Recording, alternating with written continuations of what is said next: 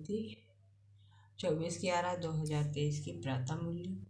बाप दादा मधुबन। मीठे बच्चे, तुम्हारी सच्ची बात का तीर तब लगेगा जब दिल में सच्चाई सफाई होगी। तुम्हें सत्य बाप का संग मिला है, इसलिए सच्चे बनो। प्रश्न है, तुम सब स्टूडेंट हो, तुम्हें किस बात का ख्याल रखना जरूरी है? उत्तर है, कभी भी कोई गलती हो तो सच बोलना है। सच बोलने से ही उन्नति होगी।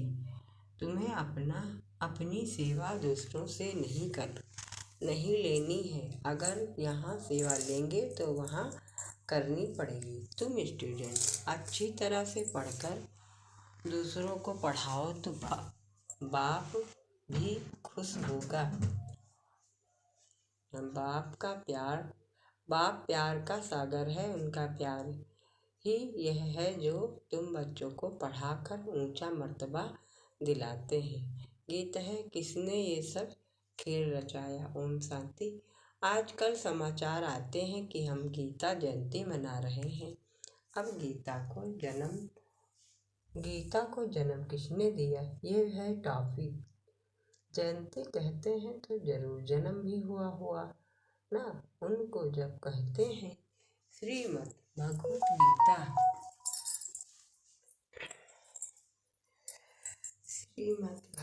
गीता का रचयिता, उनको कहते हैं भगवान श्री कृष्ण भगवान।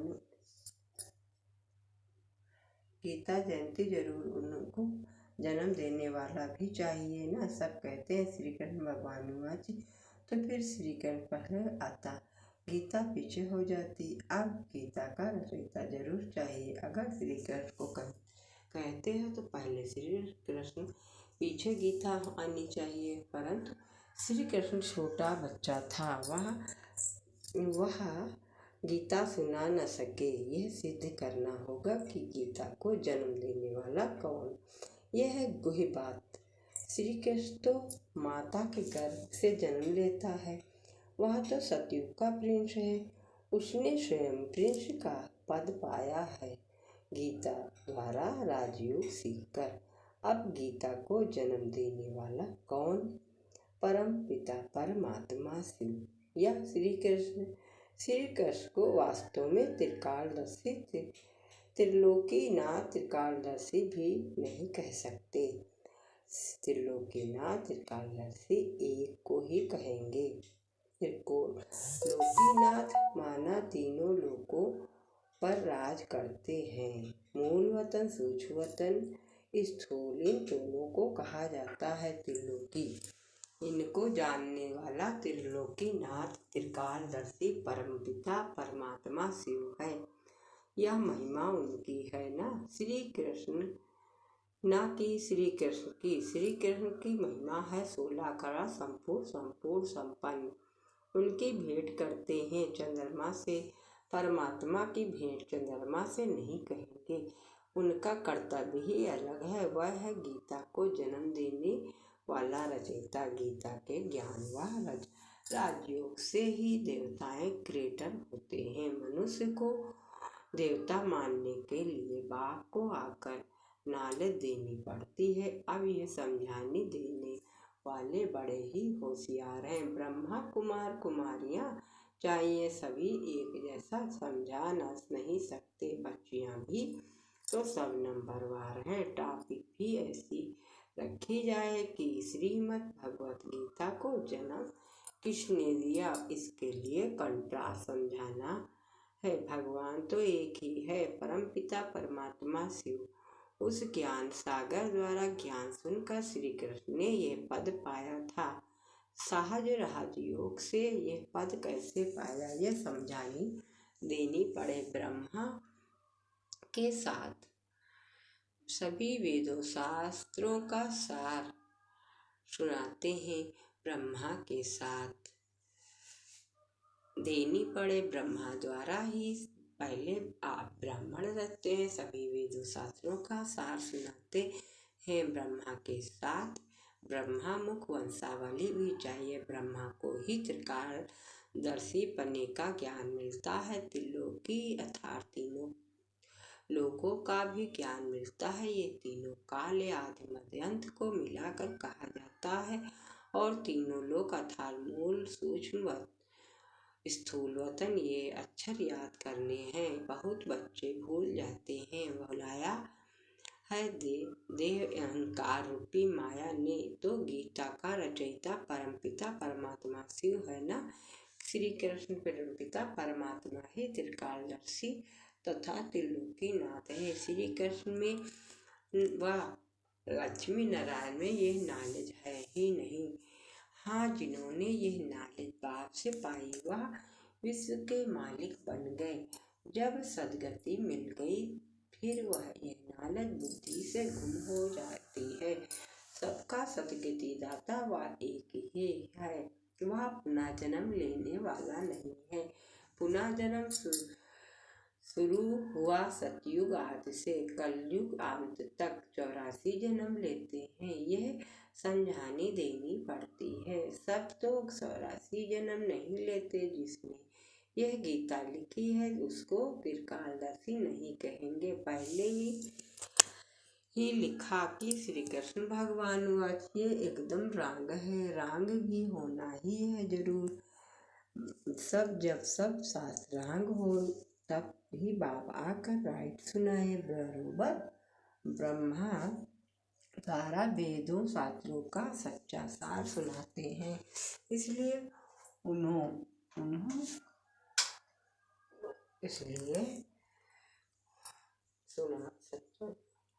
शास्त्रों का सार सुनाते इसलिए उन्हें सत्य कहा जाता है। अब तुम्हारा है सत्य साथ संग जो तुमको सत्य सुनाते हैं। प्रजापिता ब्रह्मा और उनके मुख वंशावली यह जगदम्बा सरस्वती।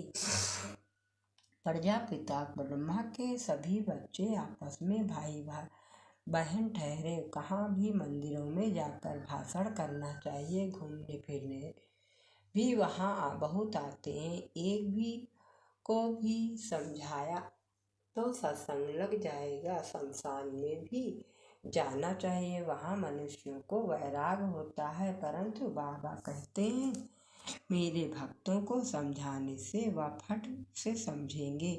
तो शिव बाबा के मंदिर लक्ष्मी नारायण के मंदिर में जाना पड़े। लक्ष्मी नारायण को बाबा मम्मा नहीं कहते। शिव को बाबा कहते हैं। जरूर मम्मा भी होगी। वह है गुप्त।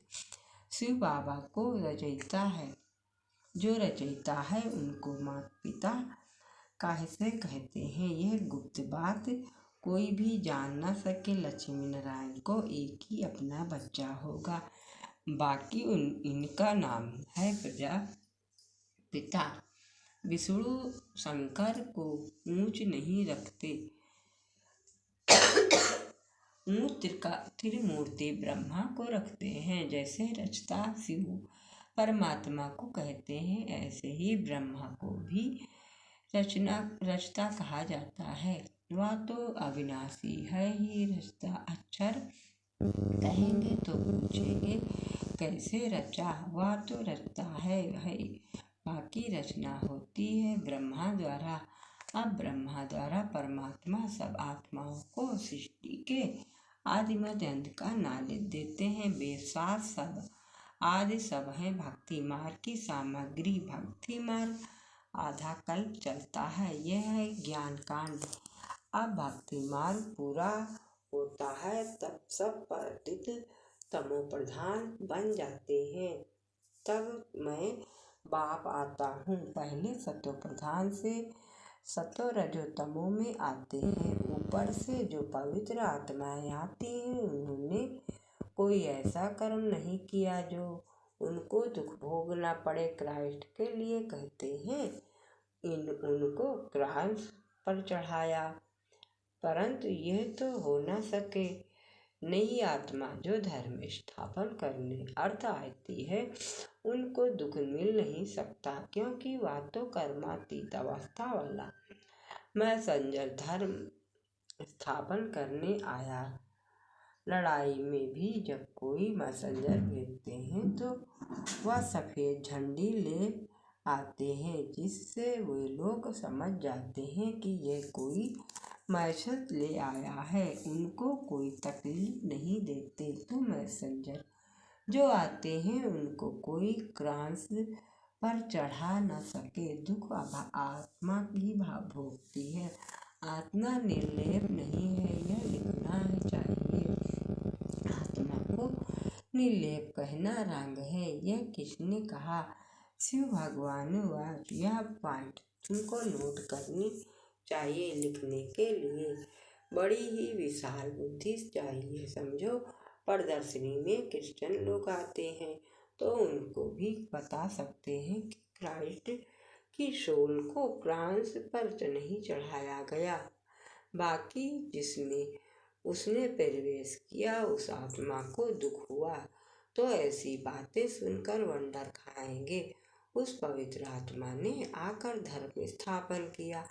गॉडफादर ने डायरेक्शन अनुसार यह भी ड्रामा को भी कई लोग समझते हैं, परंतु उसके लिए आदि मध्य अंत को नहीं जानते। ऐसी बातें सुन वह लोग कुछ समझने की कोशिश करते हैं। श्री कृष्ण को भी कोई गाली दे न सके। बरोबर गालियाँ अभी ही मिल रही हैं। किसको? शिव बाबा को नहीं, इस साकार को, टीचर को। बाबा है प्योर सोल और ये इम्प्योर जो प्योर बन जा रहा है। जो समझ गए हैं वह बित नहीं करेंगे, नहीं तो समझेंगे कि यह तो सिखाया हुआ है। फिर वह बात कोई की को जचती नहीं, तीर नहीं लगता। सच्चाई सफाई बहुत चाहिए। जो खुद विकारी होगा वह औरों को कहे काम महाशत्रु है तो तीर लग नहीं सकता। जैसे पंडित का मिसाल राम राम कहने से नदी का सागर पार कर जाएंगे। यह अभी की बात है। शिव बाबा कहते हैं मुझे याद करने से तुम विषय सागर से पार हो जाएंगे। कौन सा सागर यह पंडित नहीं जानते। वैश्यालय से शिवालय में चले जाएंगे। बड़ी अच्छी रीति से श्रीमत पर चलना है। कहते हैं ना कि बाबा चाहे प्यार करो चाहे ठुकराओ। यहाँ तो सिर्फ समझाने दी जाती है तो भी कई मुर्दे बन जाते हैं। बच्चों को भी तो लिखना पढ़ना पड़ता है। बाप प्यार का सागर है, अर्थात पढ़ाकर ऊंच मर्तबा दिलाते हैं, यही प्यार है। बाप जब पढ़ाता है तो पढ़कर औरों को भी पढ़ाना है। बाप को खुश रखना है, खुश करना है। बाप की सर्विस में तत्पर रहना है।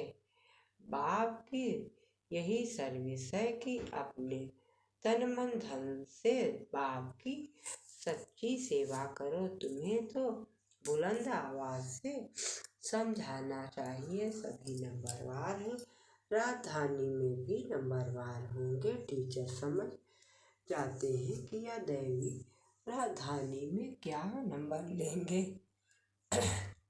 सर्विस में से समझ सकते हैं कौन कौन मुख बनेंगे। खुद भी समझते हैं कि हम बाबा मम्मा जितनी सर्विस नहीं करते तो दास दासियाँ बनना पड़ेगा। आगे चलकर तुम सबको सारा ही मालूम पड़ेगा। हम श्रीमत पर ना चले, सब क्लियर हो जाएगा।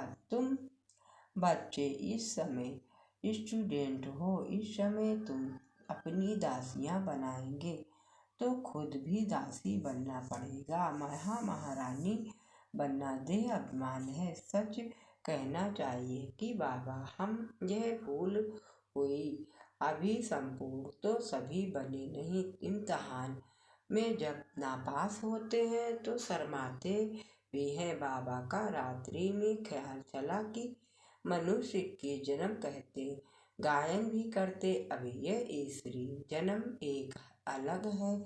8 जन्म सतयुग में, 12 जन्म त्रेता में, 21 जन्म द्वापर में, 42 जन्म कलयुग में। यह तुम्हारा ईश्वरी जन्म सबसे ऊंच जन्म है जो एडॉप्ट है। तुम ब्राह्मणों का ही या सौभाग्यशाली जन्म है। अच्छा मीठे मीठे सिकंदे बच्चों प्रति माता पिता बाप दादा का याद प्यार और गुड मॉर्निंग। रूहानी बाप की रूहानी बच्चों को नमस्ते। हम सब रूहानी बच्चों की तरफ से रूहानी माता पिता बाप दादा को याद प्यार गुड मॉर्निंग, नमस्ते नमस्ते नमस्ते। धारणा के नमस्कार है। पहली पॉइंट, प्यार के सागर बाप के प्यार का रिटर्न करना है, अच्छी तरह पढ़कर फिर पढ़ाना है, श्रीमत पर चलना है। दूसरा है सच्चाई और सफाई से पहले स्वयं में धारणा कर फिर दूसरों को धारणा करानी है। एक बाप के संग में रहना है। वरदान है निमित्त आत्माओं को डायरेक्शन के महत्व को जान, पापों से मुक्त होने वाले सेंसिबल भाव। निमित्त आत्माओं के डायरेक्शन के महत्व को जान, पापों से मुक्त होने वाले सेंसिबल भाव। विस्तार से है जो सेंसिबल बच्चे हैं वो कभी यह नहीं सोचते कि यह निमित्त आत्माएं जो डायरेक्शन दे रही हैं शायद कोई के कहने से कह रही हैं। निमित्त बनी हुई आत्माओं के प्रति कभी ये व्यर्थ संकल्प नहीं उठाने चाहिए। मानो कोई ऐसा फैसला भी दे देते हैं जो आपको ठीक नहीं लगता, लेकिन आप उसमें जिम्मेवार नहीं हो।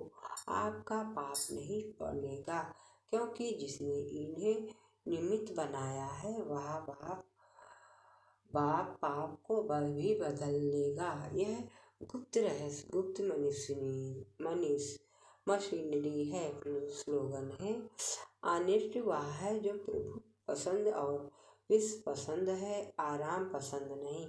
ऑनेस्ट वह है जो प्रभु पसंद और विश्व पसंद है, आराम पसंद नहीं। मातेश्वरी जी के मुख महावाक्य मनुष्य का 84 जन्म है, न कि 84 लाख योनियाँ। विस्तार से है। अब यह जो हम कहते हैं कि प्रभु हम बच्चों को उस पार ले चलो, उस पार का मतलब क्या है? लोग समझते हैं उस पार का मतलब है जन्म मरण के चक्र में ना आना अर्थात मुक्त हो जाना। या अब यह तो अब हुआ मनुष्यों का कहना, परंतु बाप कहते हैं बच्चे सचमुच जहाँ सुख शांति है, दुख अशांति से दूर है, उसको कोई दुनिया नहीं कहते। यह जब मनुष्य सुख चाहते हैं तो वो इस जीवन में होना चाहिए। अब वो सतयुगी वैकुंठ देवताओं की दुनिया थी, यहाँ सर्वदा सुखी जीवन थे। उसी देवताओं में को अमर कहते हैं। अब अमर का भी कोई अर्थ नहीं है। ऐसे तो नहीं, देवताओं की आयु इतनी बड़ी थी जो कभी मरते नहीं थे। अब यह कहना उन्हों का रंग है, क्योंकि ऐसे है नहीं। उनकी आयु कोई सतयुग त्रेता तक नहीं चलती है, परंतु देवी देवताओं के जन्म सतयुग त्रेता में बहुत हुए हैं कि जन्म तो उन्होंने अच्छा राज चलाया और फिर 63 जन्म द्वापर से कलयुग के अंत तक टोटल उन्हों के जन्म चढ़ती कला वाले 21 हुए और उतरती कला वाले 63 हुए। टोटल मनुष्य 84 जन्म लेते हैं। बाकी ये जो मनुष्य समझते हैं कि मनुष्य 84 लाख योनियाँ भोगते हैं, यह कहना भूल है। अगर मनुष्य अपनी योनि में सुख दुख दोनों पार्ट भोग सकते हैं तो फिर जानवर योनि में भोगने की जरूरत ही क्या?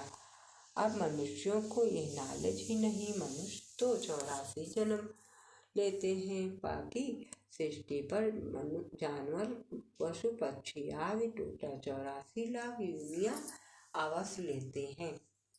अनेक किस्म की जैसे पैदाइश है, उसमें भी मनुष्य योनि में ही अपना पाप पुण्य भोग रहे हैं और जानवर अपनी योनि में भोग रहे हैं। ना कि मनुष्य जानवर की योनि लेता है और ना जानवर मनुष्य योनि में आता है। मनुष्य को अपनी योनि में जन्म में पुण्य भोगनी पड़ती है तो दुख सुख की महसूसता आती है। ऐसे ही जानवर को भी अपनी योनि में सुख दुख की भोगना है, मगर उन्होंने ये बुद्धि नहीं कि यह भोगना किस कर्म से हुई है। उन्हों की भोगना को भी मनुष्य फील करता है, क्योंकि मनुष्य है बुद्धिमान, बाकी ऐसे नहीं। मनुष्य कोई 84 लाख योनियाँ भोगते हैं। जैसे देखो गुरु नानक साहब ने ऐसे महावाक्य उच्चारण किए, अंतकाल में जो पुत्र सिर में सिमरे, ऐसे ही चिंता में जो मरे, सुअर की योनि में वल उतरे। परंतु इस कहने का मतलब यह नहीं कि मनुष्य कोई सुअर की योनि लेता है, परंतु सुअर का मतलब यह है कि मनुष्यों का कार्य भी ऐसा होता है जैसे जानवरों का कार्य होता है। बाकी ऐसे नहीं कि मनुष्य कोई जानवर बनते हैं। अब तो मनुष्यों को डराने के लिए शिक्षा देते हैं, तो अपने को इस संगम पर अपनी जीवन को पलटाए, पाप आत्मा से पुण्यात्मा बनना है। अच्छा, ओम शांति, ओम शांति, ओम शांति। इस समय तबीयत नहीं ठीक है, इसलिए मुरली लेट से आ रही।